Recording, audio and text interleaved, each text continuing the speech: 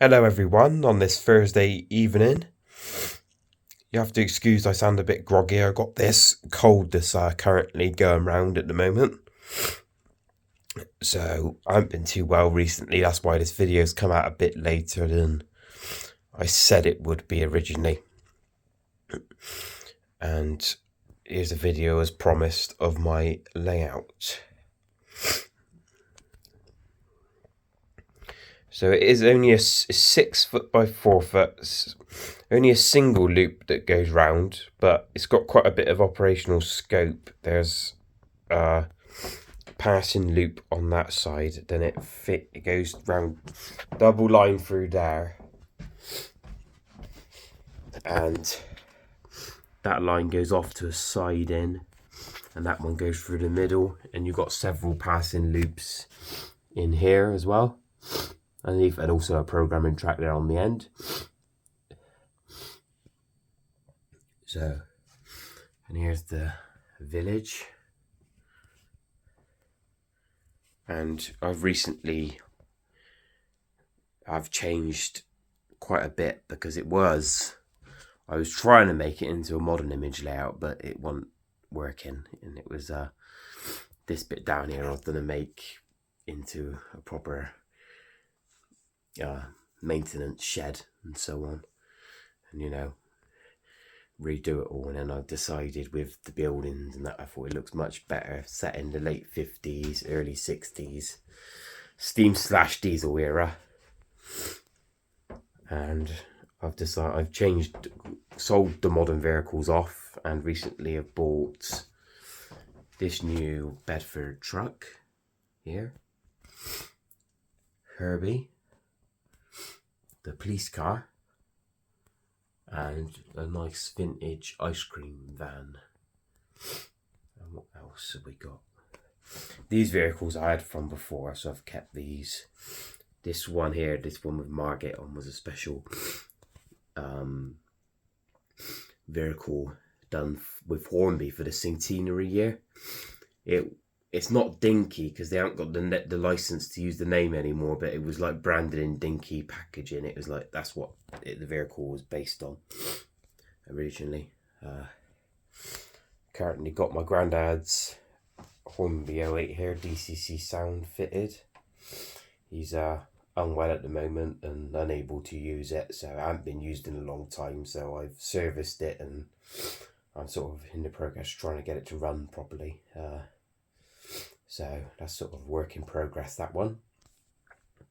And here is the Class 20 that was in my last video, set up with a full train from the Whiskies Galore train set down here. Obviously now, as I said, because I did need the controller and track, that's now been sold off and sent out to the buyer this week. So I've now got just the sound fitted Class 20 and the Whiskey Galore wagons, which are absolutely beautiful, and then the brake van on here, and also the Oak Hill Brewery from the Model Railway Emporium to go with it. That was a case of just placing that on the layout, easy enough. But what did take me a bit of time, which to fit over the weekend, was the Dayport water tower, which is quite easy enough. It's just quite fragile, and it's a bolt that goes. You just drill a hole, screw down, bolt it up to the board, so it's nice and secure. It's just a little bit fragile, but it is quite delicate, so just be careful when you do it. But it's an excellent bit of kit, and I will be, when I've got the cold web tank on there, I will do a video demonstration of it. So hopefully that'll be the next video. So, but I'll just show you how I've wired it in. Underneath here, you can see the screw there with a bolt, and I've just drilled a few holes through the board and wired it down the board to here next to my NC power cab controller. You just press that and off it goes. And I'm powering it off one of the Hornby analog set controllers, which I don't know if you can really see. I don't really want to pull it out, but it's in there. And these new controllers that come with the new Hornby sets, they have AC DC plug in there for things like that. So that's purely just what that controller is used for. Which is great, really, because they're not the best controllers, but for something like this, it's ideal. You know, I was going to buy a little battery, but permanently plugged in there. The wire comes up from there. That hole's already there anyway, and it just goes into there and off it goes. So that's what I spent my Saturday fiddling around with. What it should have been quite a straightforward job, but I had to drill the hole a bit bigger just to set it back a bit, because it was over the ballast a bit. And it wasn't quite level, it was tilting. But a brilliant bit of kit. I would definitely recommend it. How much did I pay? I think about £45 from Jadlam, and it was, I think they retail around about 55 or 60, but it's worth every penny for sound effects and for what it does. It really sort of enhances your model railway. So this here, obviously, as you can see where it's sort of marked out, there was a station here that was originally here. So I will be eventually getting this colour, matching that, and it will all sort of blend in nicely. But yeah.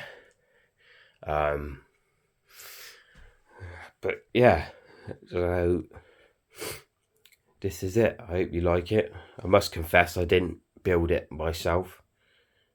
Like I said, I've made changes to it. And if you're not a massive modeler like me, I think it's quite good if you buy a layout, or even one that's like half built, and it can sort of help your confidence. You can make changes to it and put your own touch to it, which I think is quite good. But anyway, I will show you the lights quickly on the buildings. So the pub's fitted with lights, as you can see there. And we've got the garage, I think. Oh, I don't know. Can you see? It still has a lighting, because obviously the lights are on in here. I'm probably better off turning this one off. There we are. And then you get a better, you can see the lights better there than in the station as well. And in there as well, which are nice. But yeah, this Bachmann brewery is from the Seamcraft range, which it's discontinued now, and they do a whole set of it on this box here, which I wouldn't mind getting some more of this if I can. But the only problem is with it, it's very expensive. This was £80.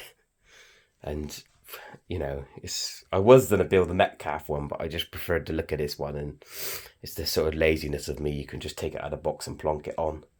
But I'm tempted, if I possibly can, is get the rest of it and maybe put part of it over on this side if it would fit. So obviously this was trying to be a modern image layout. Here was like a car dealership here, modern car dealership. So obviously now I've had to change all the new vehicles to the older ones.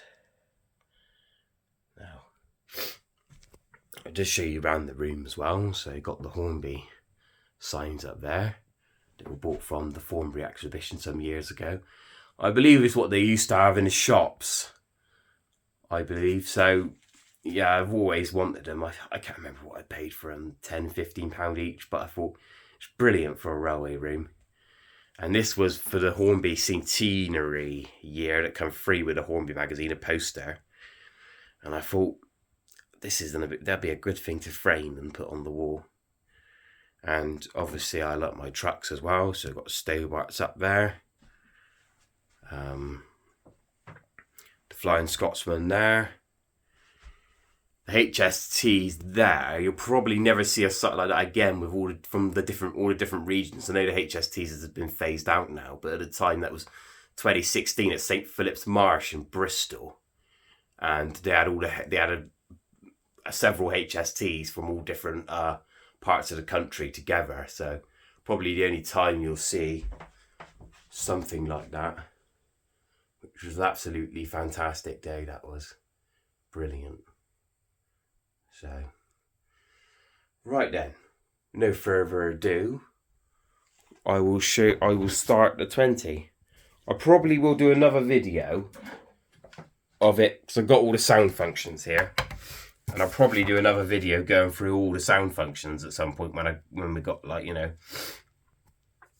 so when I got some more time. So obviously this is the older model, and I'll change my points a minute. So this is the point where you change the points here. It is set on the controller as well, so it's so you can like set a route, so it can change like several points at once. I haven't used that feature for a long time, but I find it easier just to do that. But when I first got it, I've got the piece of paper somewhere, and this got all the different, sequences you can do. But anyway, no further ado, we'll start the 20. We'll just give it the normal start. There's cold starts and so on, and failed starts, and obviously I'd like to do a video hopefully over maybe tomorrow, or when I've got time to go through all the sound functions. So, right, here we go. Obviously, this is the older Bachmann model now, but as you can see, it's still really well detailed. Oh, it's the 08. The wrong one. Do apologise. There we go, the 08 start. Forgot I've changed the number. The 08's on 3, and this one I've put on 8123 because it's D8123. Right, let's get the right one this time. Here we are.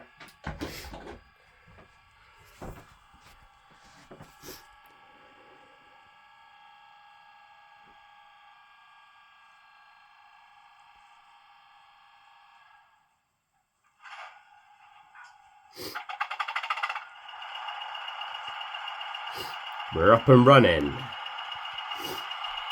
Because as I said, this is the older Bachmann model, but as you can see, I don't think you'd be disappointed for what I paid for this. It's still got an ESU sound chip, the version 4, I believe, which is from Southwest Digital. So sound chips on their own are, over £100. The only thing that's bugging me is that you'll hear in a minute, in this direction, it just squeaks a bit, and I've tried oiling everywhere. I don't know if I've got a little bit of oil in the motor, and that's what's damaged it. I've sort of gone through the whole, everything really with it. Been stripped down several times, but anyone's got any advice, be much appreciated. But it's not terrible, you can live with it, it's sort of, and the sound does help mask it, but yeah, just one of them. There's the wagons there. So right then, let's show you it running. Stop waffling on. Let's give a beep of the horn.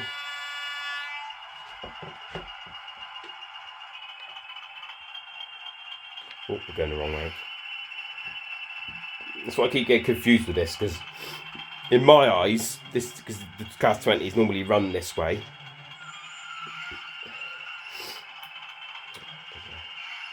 The Class 20 is normally run this way. This is obviously in reverse, so when it's sort of set to forward. Here we are, we're rolling. Hopefully we won't get no stalling. I know the track isn't the clean. Oh yeah, there we are, first one. I know the track isn't the cleanest at the moment, so I do apologise for that.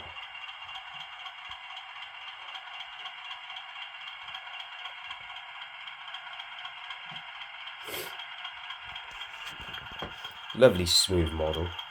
And at this speed you don't really get the squeaking, you do. Oh, sorry. Hand of God.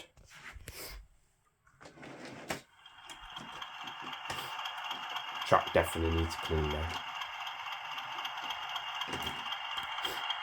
I only cleaned it the other week, I just can't believe how dirty it gets.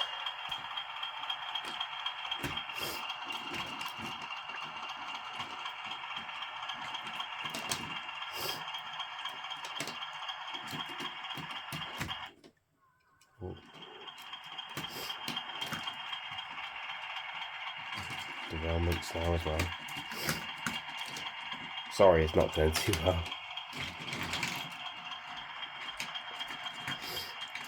It's me. It's my track, it's not the loco. The loco's actually been performing fine despite from the squeaking. But I'll give it a bit of a power up now. These seem to like to derail over them points, I don't know why.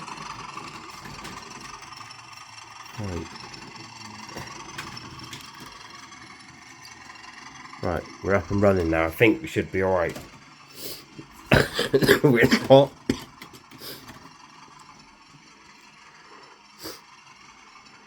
It's typical, as soon as you're doing a video, you can guarantee it's all going to go tits up. There we are, it's running now. I think it might have been where I went forward here and sort of pushed them up against the buffers and derailed them a bit. But yeah, there we go. Excuse my cough, pardon me.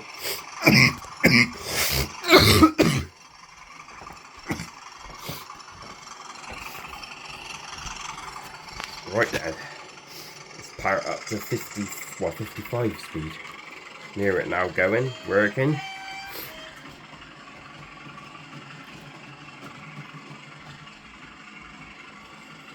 You can hear the squeaking now. I don't know if you can hear that through the video, but any suggestions would be great.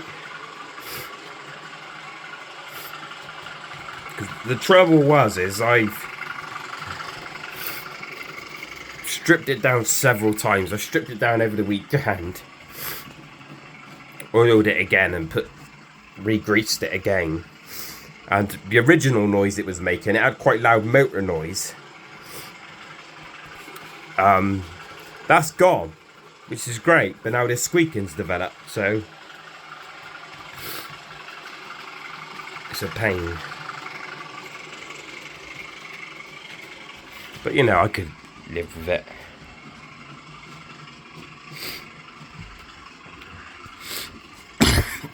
Pardon me.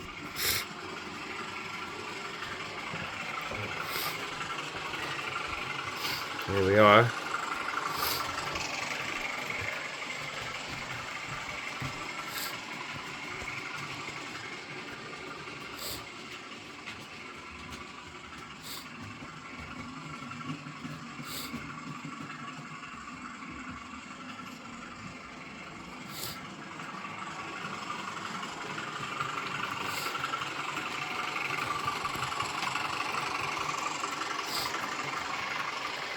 What I do find with this is I've had the TTS Class 20 decoder, and this sound is definitely better quality. Could probably benefit with a better speaker, but you also get like the automatic brake squeal, and you do get a lot more. The decoders seem to respond better as well to the controller. But yeah. But anyway, sorry. It's not been the best of videos with the loco running. Obviously, the next one I hopefully clean the track and do a few practice runs. Today I've literally just come in here because it's hasn't been too well, so I haven't been able to really do too much. So I've literally just come in here this evening. I had a parcel to pack up for eBay, and I thought, right, let's do another video. I haven't done one in over a week, so I can show you my layout, and I hope you enjoyed it, and I hope to catch up with you soon. All your comments are welcome, and please subscribe if you can and like the video. Take care, everyone.